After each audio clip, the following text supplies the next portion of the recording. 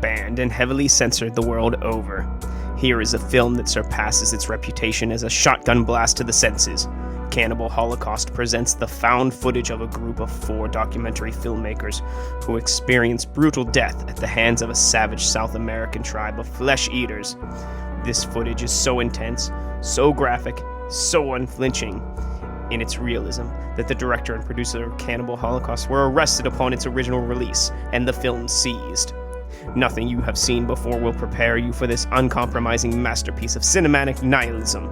Sage Stallone and Bob Murawski of Grindhouse Releasing proudly present the definitive release of the most controversial movie ever made. I'm Corey. And I'm Paul. And we are the B-Movie Bros. Here we review B-movies to the best of our abilities. Sometimes we get off topic, but randomness is a gift. This week, we bring you the 1980 release, Cannibal Holocaust, from director Ruggero Deodato. Something Italian. Something Italian. This is a movie we kind of hinted at a long time ago when we did our review of Feeding the Masses, but now we're finally going at it. It's the right time. So what you heard, of course, was the back of the box. Let's talk about the technical difficulties of this film. What are the top 3 and bottom 3 things of this film, according to Paul and I? What do you think we should go with first, Paul? Let's go with the top this time. We've gone with the bottom a lot. So. Alrighty. So I'll let you go first. Alright, so for number 3, the dialogue in this movie was really realistic and appropriate. There wasn't a lot of dialogue, but when they had it, it was really appropriate for the scenes and what was going on. So I had really no complaints about that. For number 2, everything in this movie, regardless of like how disturbing it may have been, it all happened for a reason. This movie was shocking, but there was a lot of substance to it. I liked that a lot. And number 1, this movie had balls. Like, it went about as far as any movie I've ever seen go. Balls before. Of steel. Exactly. Yeah, as far as I've ever seen a movie go within the legal bounds. And it was really interesting to see how they did it. And it's just, this movie, really nothing was off the table, and I thought that was really cool. Pretty good. I have to say that my top 3 here. Number 3, the music doesn't seem to quite fit the context of the movie sometimes, and it adds this wonderfully eerie context to what's going on in those scenes. You know, when they're burning the village down, it's this like really happy music, but it's not because it's a happy scene, but the people that are burning the village down, you know, to them, this is like the best thing they could do because it will make their movie what they want people to see it as. You know, they're trying to show something, so they're going to do it and blame it on somebody else. And, you know, they're happy about that. And that's where that comes in. The music wasn't like placed there on accident. It was placed to show something else. Number 2, the realism of the rape and murder scenes are of such unbelievable quality that at times I really was wondering if I was watching a snuff film. But of course, you know, when this movie was released, the director, the writer were taken to court and prosecuted for murder, and they actually had to produce the actors and actresses from the movie to prove that they weren't actually killed. So I do know that it's not a snuff film, but just because of what happens and how it's done, like, it's more realistic than anything else I've ever seen. Number 1, the 2 extremely different styles of filming used in this movie. You know, for the first 40 minutes, it's just like your regular, everyday film. You know, they're following these couple people through the Amazon, you know, all exterior shots of them, all third person. And then when we cut to the footage that has to do with our documentary film crew, it's all first person. It's all that found footage look that, you know, has become so popular nowadays. And it's just done in such a beautiful way with both kinds of filming. You really don't see that a lot where 2 films use that in a proper way, or one film uses those 2 styles in a proper way that makes it believable that this is going on. Everything came together really nicely in this. And it wasn't just a cheap gimmick. And those are my top three. I mean, the music, the realism, and the different styles that this movie has. So, what about the bottom three? What were the worst three qualities of this movie, Paul? For number three, a lot of the content in this movie was really disturbing. It was so disturbing that at one point I actually had to stop eating my spaghetti meatballs and put it on the table until the scene was over. That's saying a lot. Because very few things disturb me, and I love my spaghetti meatballs. For number two, I'm not really sure what the message was of this. It was a little confusing at times. In the movie, the people that go into the jungles to make a documentary about it, they were the worst people I've ever seen in my life. They're just god-awful people. There is nothing good about them.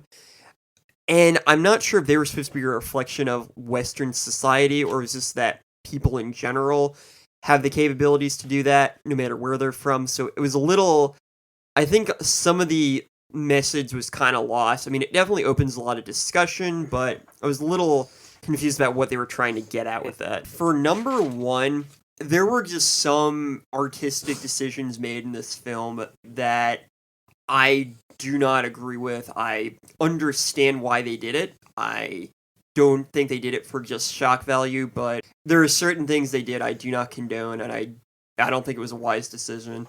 Even the director said that he regretted doing some of the things he did in the film, and I agree with that. I mean, I'm all about expressing your artistic vision, and I'm against most censorship, but there are definitely things in this film there I saw it, I'm like, they should not have done that, and it was difficult because I understood it, but there were just certain things I was not okay with, and that's rare for me to say about a movie. The bottom three for Cannibal Holocaust. The music doesn't seem to quite fit the context of the movie sometimes, and it's just unnerving. Number two, the realism of the rape and murder scenes they're very disturbing. Like, they give you, like, chills down your spine. Like, when the rape scenes happen, like, I literally, like, I clench my fists in anger because, like, nobody's doing anything about it. And it's just so brutal. Number one, the animal deaths that happened on screen were brutal, disturbing, and saddening. The only thing I do have to say is at least the animals that were killed were given to the local populace to eat. They didn't just go to waste. It wasn't just killing them on screen for the sake of killing them. You know, it did have to do with the movie. You know, I have to say they shot the monkey death scene twice. The filmmakers did not want to use a real monkey. They wanted to use a fake monkey with fake monkey brains, but the locals refused to let them do that. They said, no, we have to use real monkey because monkey brains are actually a delicacy in that part of the world. So it was actually the locals and not the film crew that's responsible for the death of the two monkeys. But yeah, I don't like the death scenes of the animals, and then it goes even further, like the turtle scene. Yeah, after they kill it apart. It shows them like tearing it apart in order to cook it and stuff, and it's it's a lot, and knowing that it's all real was really difficult to watch. So normally we get into quote wars here, and we've been slacking on it for the last couple weeks, but don't worry, next week's episode will have plenty of quotes. But right now we just want to give you two of our favorite quotes from this movie. I wonder who the real cannibals are. It's the very end of the movie, the final line. In there, the more you carry, the quicker you got tired, the sooner you die. It speaks volumes for what goes on in the rainforest. Don't forget to tweet us at BMovieBros. Tell us what your favorite quote of this movie is. Have you ever seen this movie? Do you think it's disturbing? Do you think it's a walk in the park? What do you think is a more disturbing movie than Cannibal Holocaust? Or find us on Facebook at B-movie space BROS. That's BMovieBros. All right, well, let's get into our final take here. On our shot scale, which, remember, folks, our shot scale is a reverse scale, 1 to 10, 1 being the best, 10 being the worst. How many shots do you need to get through this movie? I give this movie a 4 out of 10. Oh, it's pretty generous of you. I, on the other hand, would give this movie a 9 out of 10 on our shot scale. Paul, why don't you tell us why you give this a 4 out of 10? Cannibal Holocaust is really more of an experience than it is a movie. As the most controversial film ever made, it's definitely interesting to see what the creators are willing to do to really capture their image. There is a lot of content underlying this film that definitely helps fuel some of the some conversations and debate. I feel I'm going to be talking about this one for a long while after watching it. It's definitely a conversation starter on like not only what should be allowed in a film, but what the film was about. The hyperrealism in the story really added to it. It wasn't just for shock value, and I like that aspect. It made you uncomfortable to really get you to listen to the message. That being said, I can't condone a lot of the animal violence. A lot of the rape scenes made me very uncomfortable. Like, it really seemed very realistic. And that's saying a lot because I've seen a lot of really messed up movies. I understand why they killed animals in this movie, and the meat was given to the tribes. I just, intrinsically, I think it was the wrong thing to do. Although seeing the gruesome truth of many of the things we take for granted doesn't mean that it doesn't happen. Like, where just because you don't see like your Nike shoes getting made in a sweatshop doesn't mean it's not happening. But it just still seemed wrong to kill an animal for art. All things considered, though, this is definitely a movie I would suggest to anyone who's interested in kind of seeing a movie that really made a strong impact on movies in general, and really who wants to be part of the conversation about censorship. That's something that's going on a lot. And to be honest, I'm glad I saw this movie. This is a great movie. With varying styles in filmmaking and wonderful cinematography, it really does a fantastic job of pulling you from your own world into the Amazon rainforest and the concrete jungle of New York City. The characters are all interesting in their own ways, whether from being sociopathic in their ways of obtaining documentary footage to fit their own private agenda, or in trying to understand the long-forgotten tribes of the Amazon. The special effects are spectacular, and it is hard to disassociate the scenes depicted from reality, especially since the animal deaths are real. All this being said, the movie receives a 9 out of 10 on the shot scale, not because of its unwatchability as being a terrible movie, but in its unwatchability in its realism. The rape scenes and brutal murders, as well as the atrocities committed by the documentary crew, are all based in reality and depicted in such ways that seems authentic. I love this movie, even if I hate watching it. We know not everyone likes watching the same kind of shit that we do, so we like to take an A movie and compare it to this B movie, and give you an A movie companion. What's this high-class movie that's the same thing as our B movie? My A movie companion for this is Ace Ventura: When Nature Calls from 1995. That movie is District 9. Ace Ventura: When Nature Calls. Why is it the same movie as Cannibal Holocaust? How can it be the same movie as Cannibal Holocaust? Both movies took place in a jungle region. Ace Ventura and Professor Monroe are both trying to solve a mystery. Ace and Monroe both make friends with the local tribe, and both eat something widely regarded as socially unacceptable in order to gain this tribe's trust. Ace eating guano, or bat poop, and Monroe eating people. Both movies feature animals in several scenes, although in Ace Ventura, these animals are being rescued, and in Cannibal Holocaust, they're being murdered. And whereas Cannibal Holocaust was actually banned in many countries, it has been said that Jim Carrey is surprised Ace Ventura: When Nature Calls wasn't banned for its quote-unquote offensive depiction of the native tribe. And that's why Cannibal Holocaust is just the same movie as Ace Ventura: When Nature Calls. District 9 was the first movie that came to mind when I started trying to come up with an A-movie companion. Both movies are essentially about two different cultures interacting. In District 9, it was about the humans of Johannesburg interacting with the alien species known as the prawns. And in Cannibal Holocaust, it was about a group of filmmakers from the civilized world interacting with the natives of the Yanomami tribe. Both movies showed one group exploiting another group. In District 9, the humans forced the prawns into poor and dangerous slums and would exploit the resources to create weapons. And in Cannibal Holocaust, the film crew committed awful atrocities such as rape and murder on the natives in order to make a more realistic and shocking film. Both movies showed the people being exploited eventually slaughtering the group that was exploiting them in the end.